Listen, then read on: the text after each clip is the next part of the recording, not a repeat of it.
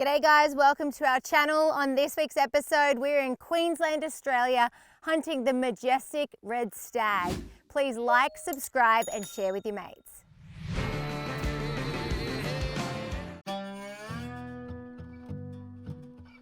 On to the next adventure. We dropped the camper off. We have a couple hours to kill before we meet up with Peter. So, since it's raining, we decided to go to the largest firearms store in Queensland. Apparently there's a pretty cool collection here as well. Pretty excited. Yeah, Pete's mates own this place and he said we should go and check it out. So yeah, we're gonna go in, we're gonna have a look at everything, and it's really just gonna kick off this red stag hunt, which I'm so excited about, so let's go. Mary's never red stag hunted before, neither have I. So we're gonna see if we find any supplies that we might need while here. So I'm coming to you right now from a very special room inside the Cleaver Firearms store. Behind me and around me is the largest collection of revolving rifles Colts in the world, and one of the largest Colt collections in the world. And this started with Tony Cleaver and his family, and a dream, very Australian, from what started in his home grew into this amazing collection here. 98% of what is around in this collection are Australian Colts as well, which is super special for me being able to see this. There's a section over here which is kind of like the outlaw section, and they have a couple of pieces here which I'll show you guys. One of the firearms was owned by one of the original Ned Kelly gang members. 1855 revolving rifle belonged to, they believe, Harry Thompson, who was one of the 4 members of the Ned Kelly gang. And as you can see the markings there, back in those days, they would get a garter strap and strap their hand to the weapon so that they could have easy access to it. That is really, really cool for me to see. I'm sure you've all heard of what Tiffany & Co is. Of course I have. Apparently these pieces were custom made by Tiffany & Co for some of like their top clientele. So they've got gold and silver, and they're just like really beautiful pieces, and there's a couple of them in here. And speaking about that, Tiffany & Co is very expensive. This room, I can't even wrap my head around what the value of this room would be. I know he was saying one of the guns alone is $300,000. So if you can take a guess of how many guns are in this room, and they're all collector's pieces, yeah, they've got really good security. So I can't afford anything in this room, but what I can afford is my stag license. So we're gonna go and meet Pete now and get after it.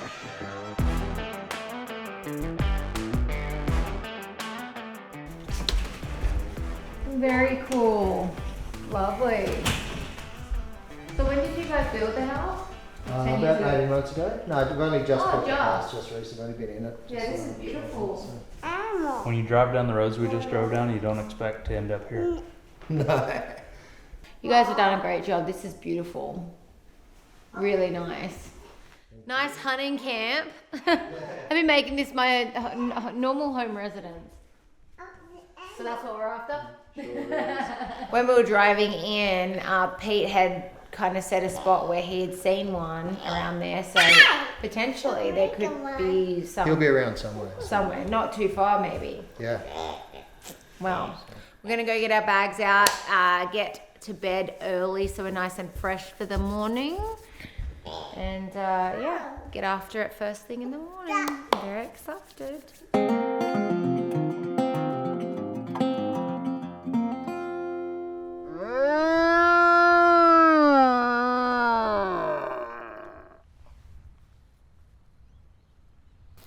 When one decides to start, they'll all start. Yeah, Pete invited us over here.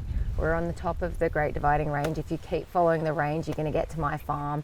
There's something beautiful about this, you know, being on the top of the range and the highlands and the weather and the hills. It's just very special. It's beautiful. This is what I expect from a stag hunt. Pete, this is your property. I'm sure you had a dream to have this property since you were, you know, a young boy, to have a piece of land in such beautiful landscape. What can we expect from today, do you think? Well, hopefully weather pending, we'll hear some red stags roaring and find something really good. Nice old stag, ready to be taken out of our mob. That we manage here very carefully, and hopefully we'll put him on the ground and put his meat in the freezer, and we'll have a nice rack of red stag antlers to take home. And tell us a little bit about the country that we're hunting in. Sort of mountainous terrain, semi-open, scrubby gullies, runs back into National Park with heavy native hoop pine scrub, so it'll be very pretty.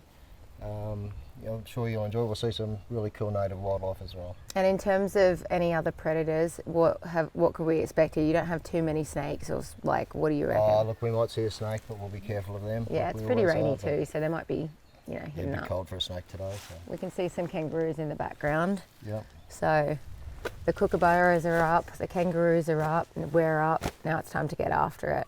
This is my very first stag hunt, guys, so wish me luck.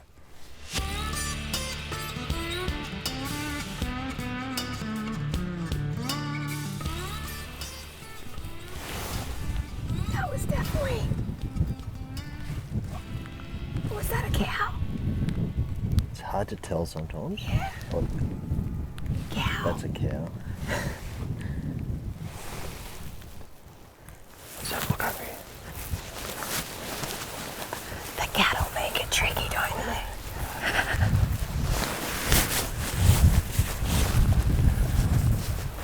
Tricky to stalk them too. Because the cattle see us, they'll just follow. Yeah. Stop, there's a deer right there. Behind.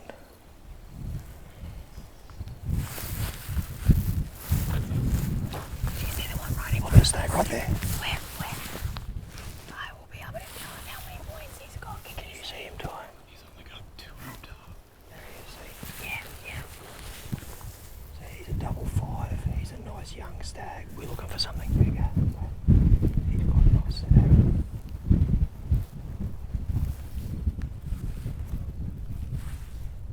Yeah, there's definitely another stag roaring over here. Oh, there's another stag there.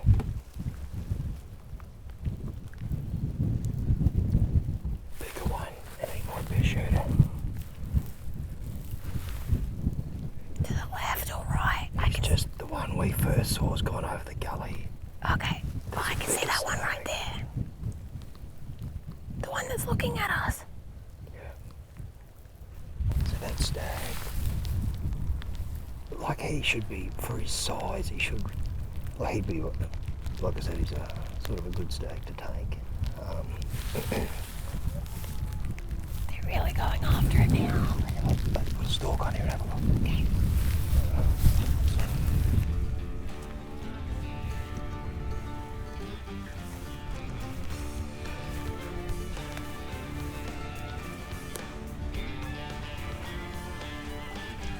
There, like he's a good stag. There's a reasonable chance we might find something bigger. And even if we do bulge him, he probably won't go far anyway.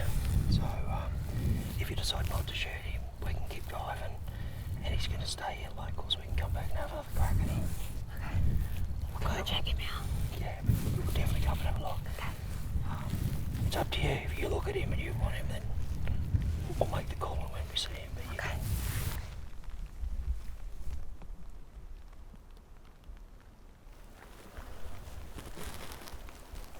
That's it. Now, there he goes down there. Oh yeah, I see him. He's walking off, yeah. Yeah, I see him. I could probably roar him back up here, but the wind's blowing down there. Yeah. I'd rather not spook him, so. Yeah. But this is like spectacular. You know, you always think that you're hoping you're going to get into them. We got straight into them. I mean, we heard probably like 5 different roars since we've been here. There's definitely a bigger one over there, 100%. But that was a good bull, so the wind's not great for this spot. We're going to find a different spot. Keep chasing him.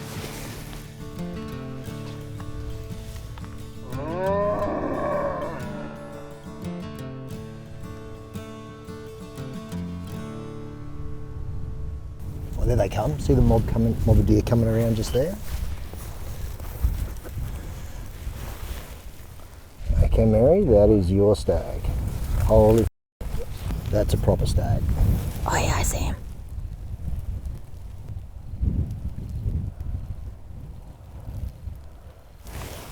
If we can get him on the ground, Mary, you're going to have a stag all the time. Can you range that? Was that like 200 or? Yeah. He might pull up just over here. We might actually get a crack at him.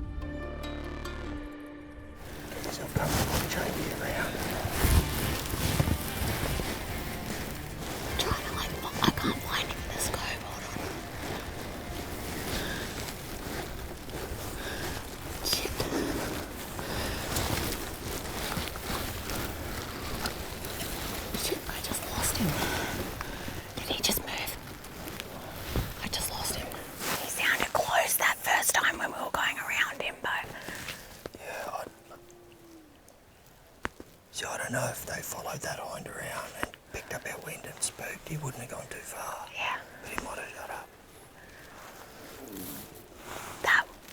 That was deeper. That was gravelier. That could be him. Could be. I wouldn't have thought it. I reckon he'd be back in here somewhere. So why don't we just go down here, have a sit down, a bit of a listen for a few minutes. Yep.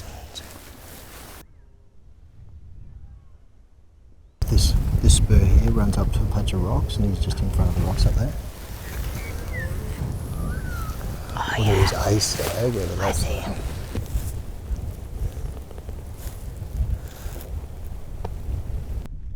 I've been like a little kid in a candy store this morning.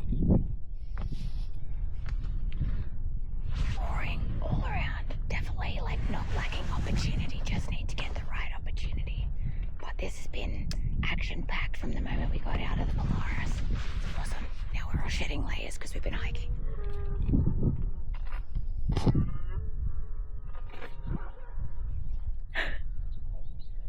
He wants it.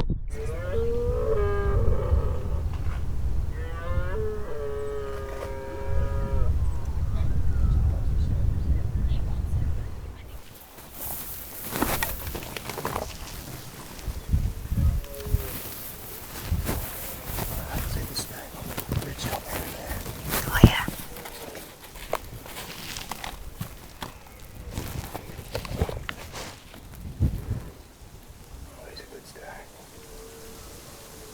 Yeah. Do you think that's him? That might be him. No, I think that's another. Different one. He's got a bunch of lines with him. He's on the move.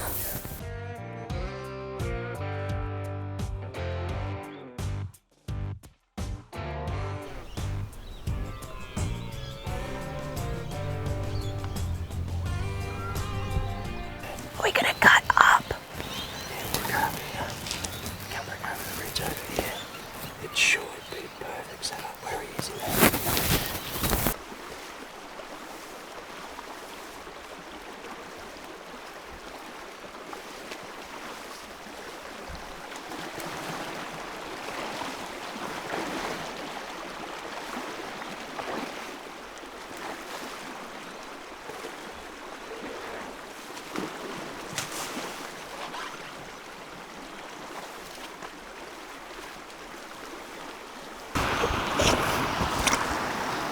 Well, we've hiked around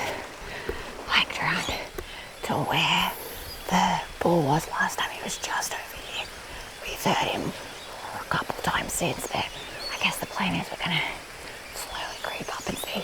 That's it. Just try not to skyline yourself. Yeah. Yep.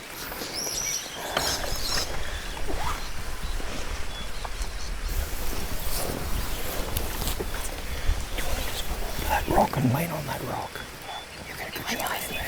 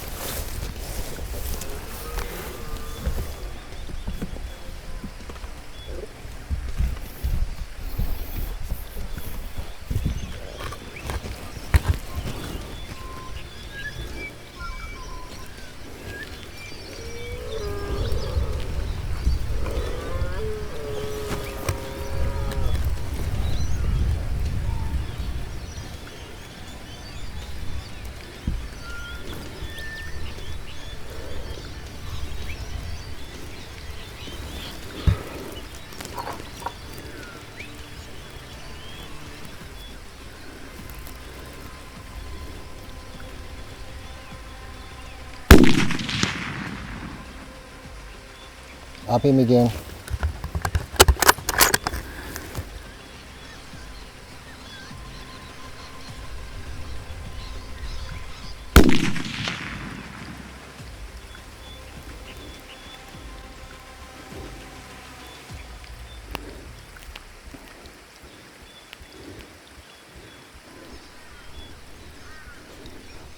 No, he's down, you got him.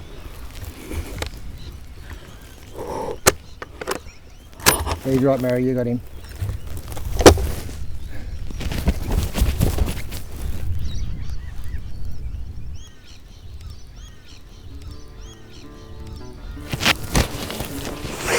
Oh, that was sick.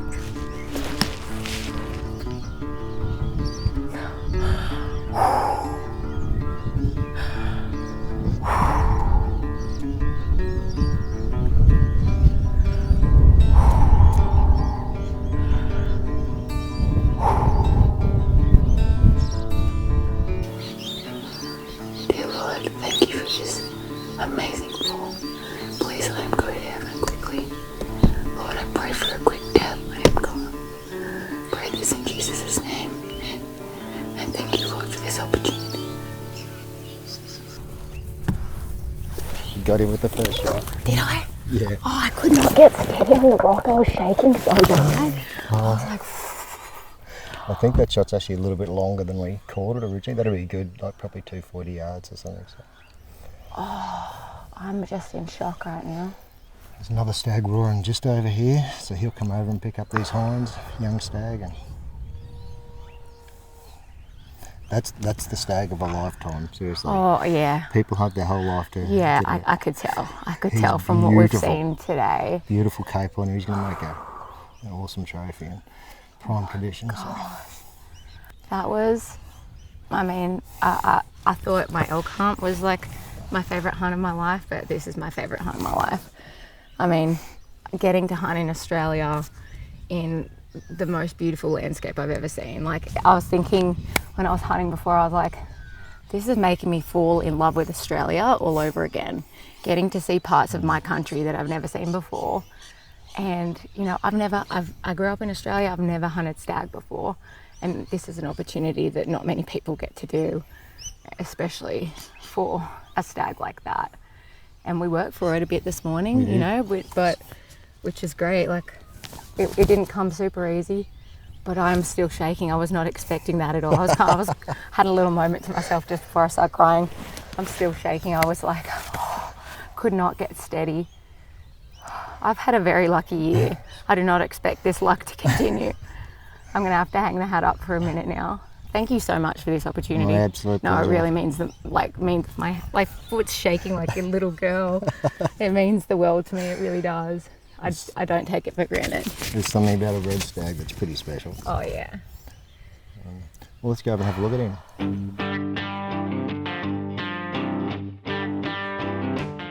Holy smokes. That is a stag. Oh my gosh. Oh, one was in his. Wow.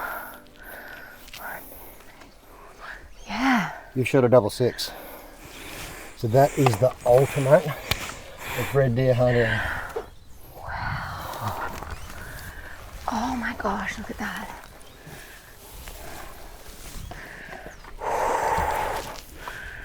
Oh wow. He's got some age about him, What an animal. which we can judge from his coronets. Just the diameter of them, how low they Yeah, are look to the where he's skull. been rubbing. Got a few of these little basal snags. Yeah, that, I mean, he was the man. What an incredible animal. This is insane.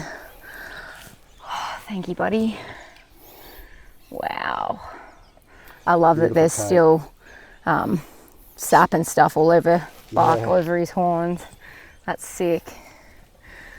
I was not expecting this at all. This is insane. It's got some length to him. He's beautiful. Pete, that's amazing. Amazing. I'm definitely got the bug now. This is deer sick. hunting? Yeah, oh yeah. You got a smell to them, don't they? There they do.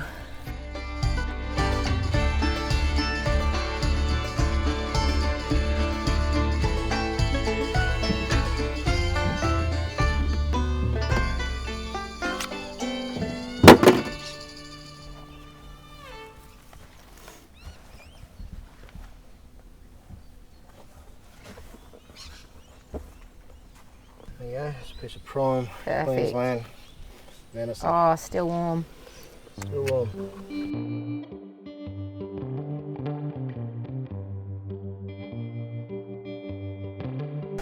Looks like you were busy.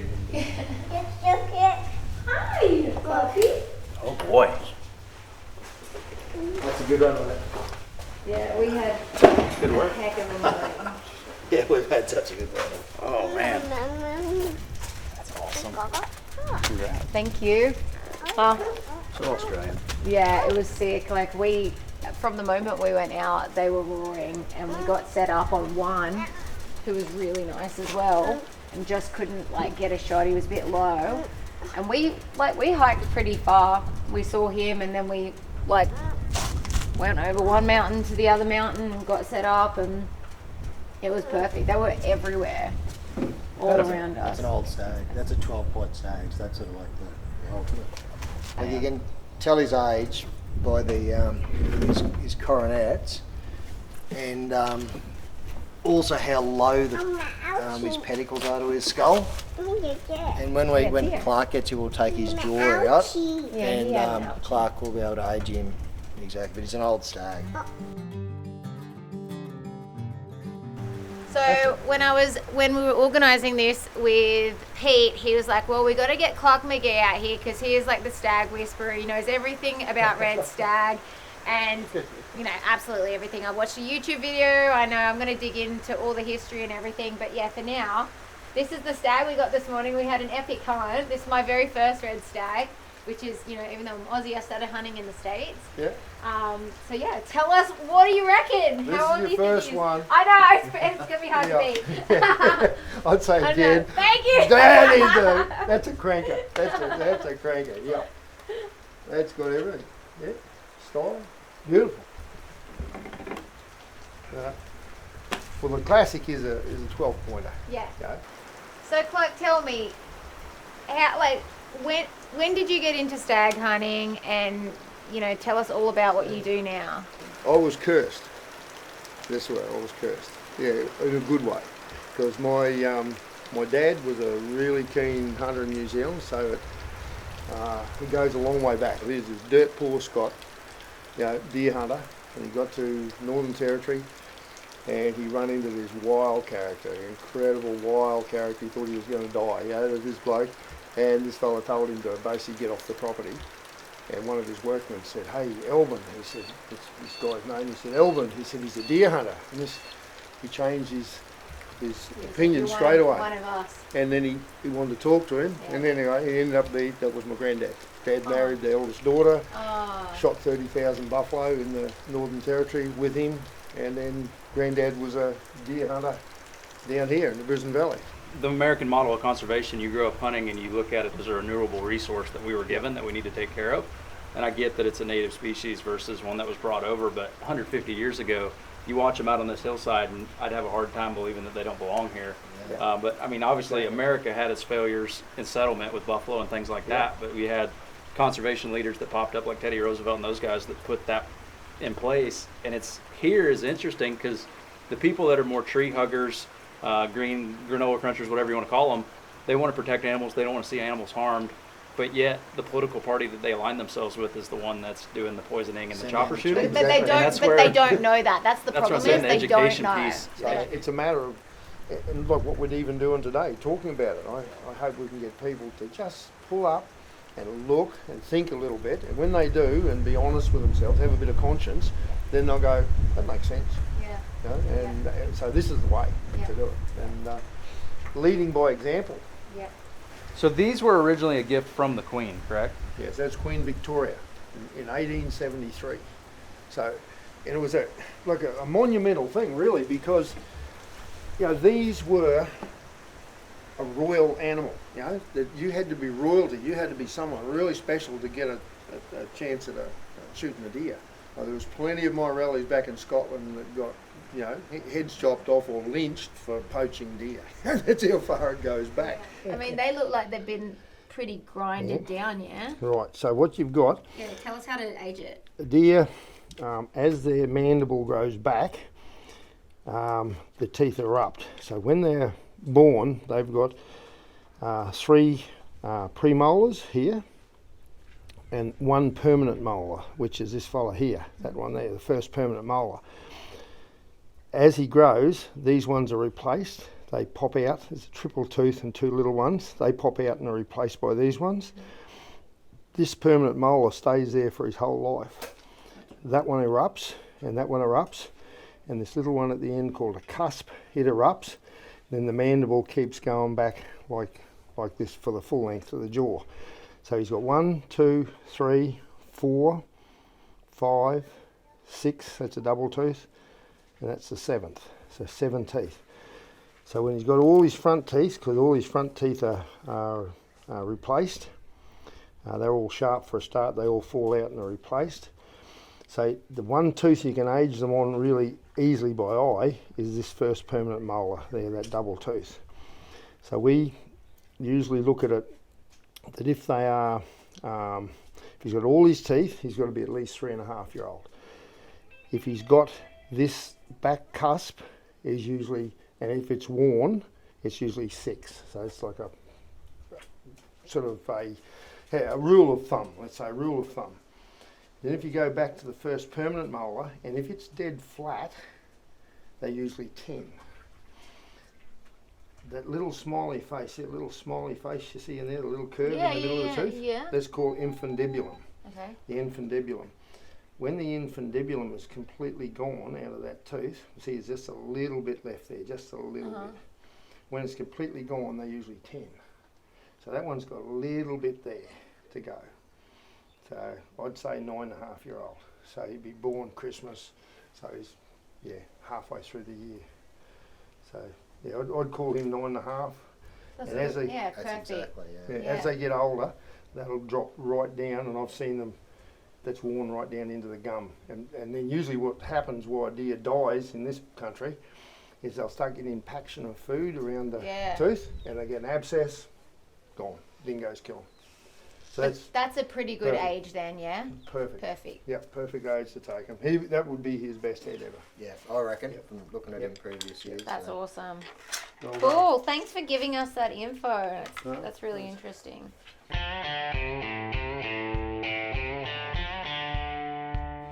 Pete, why don't you tell us about what we're going to eat today? Okay, well we're going to have the heart. We're going to cook up a bit of a fry up. So just going to trim it up, saute it with some bacon and some onion. Yep. Then we'll take one of the back straps, cut it into some medallions that I can turn into schnitzel, and then we'll fry them up, and we'll just have some venison schnitzel and some venison heart. The heart is just, I feel like it's, with my first elk, I ate the heart, and I feel like it's just like a nod to the animal. It pays respect to the animal to eat the heart if you can.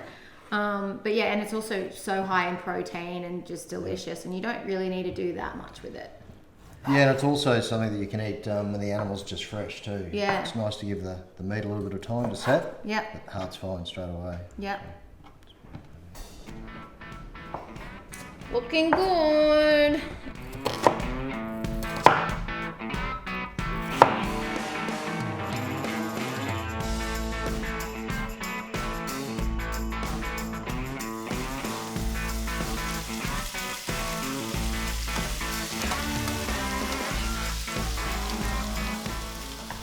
Every Aussie man has their favorite gravy, and it's usually like a packet gravy or a box gravy that you add to, add water to, but they're really good over here. I don't really know anyone who makes one from scratch, do you? No. Yeah. So, but Pete reckons I'll recognise the taste immediately as soon as I taste it. So. From a good Aussie cup meal. Yeah.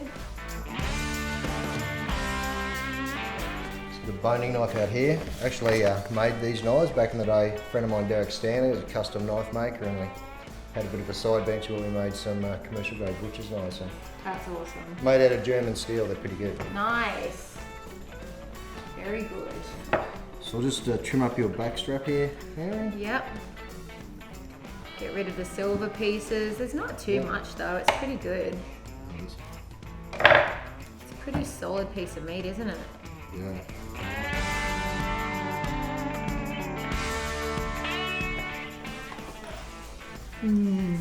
It's got no sort of... No, it doesn't have a gamey smell or anything. Not at all. No. Look at how red that is. The meat. Beautiful deep red. Yeah.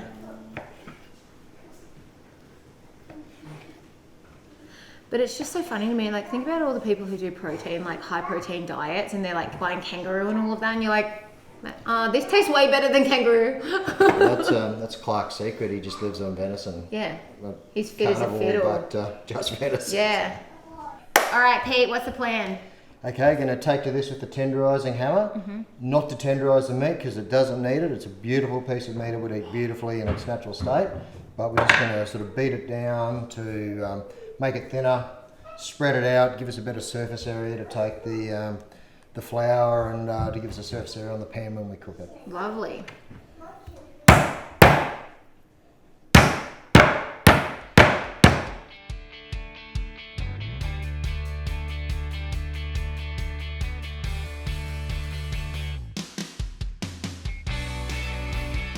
Seed mustard, again, we use so much of this in Australia. It's not something I see in a lot of households in the US, but we all have like with steak, sausages, everything. This is just such a staple in an Australian fridge. So much that he's bought it from Costco at extra large. Who taught you how to cook, Pete? My wife. Your wife did? Yeah. Is Beck a pretty good cook? Sure is. That's awesome.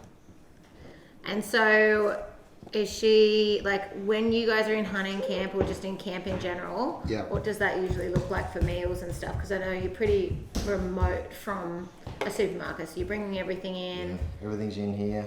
Yeah. We always obviously start pretty early in the morning. Normally have a big cook-up breakfast. Do you guys come back and she will prepare breakfast, or you guys all kind of do it together? She's always out hunting with us, so Yeah. we do it when we get back. Group effort. So I'm just giving it its first coat of flour, then into the eggs, back into the seasoned flour,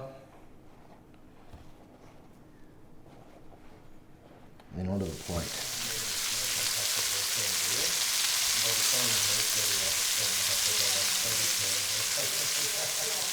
All right, well, we're at the point of plating. Here we go.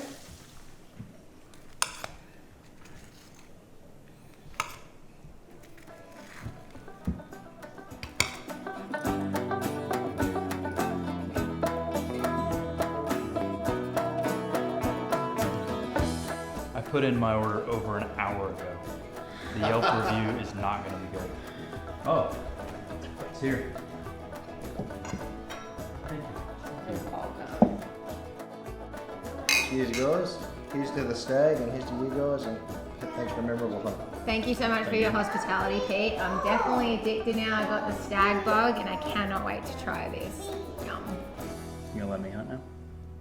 Mm-hmm. Someday, maybe? You're next. All right, let's try.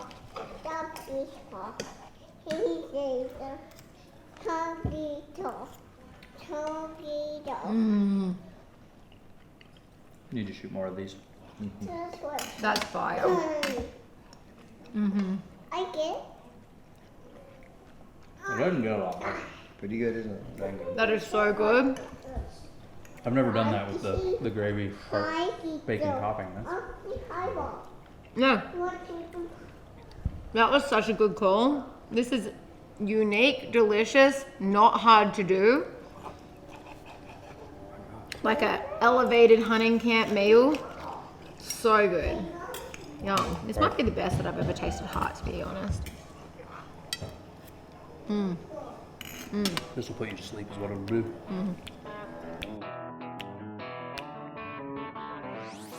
What an amazing hunt, guys. This will be one that I will never forget. Just a beautiful part of Australia. Pete and Beck, thank you so much for letting us come out here. My first time hunting the raw, and I've definitely got the bug. So, but it's not over yet. Zach is up next.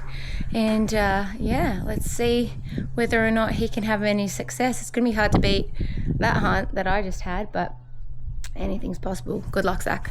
Round here we all thank heaven for God's grocery store.